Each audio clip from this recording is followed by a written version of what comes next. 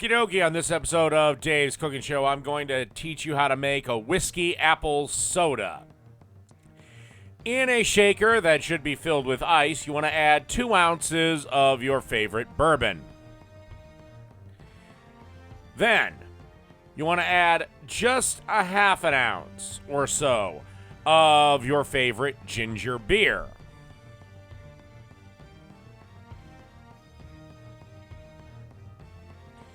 Then, you want to forget that you needed something and get some apple juice.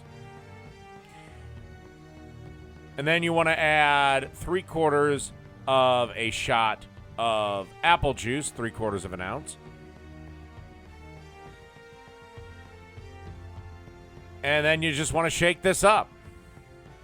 And then to 2 ice-filled tumbler glasses, you want to pour the mix in, making it as even as possible.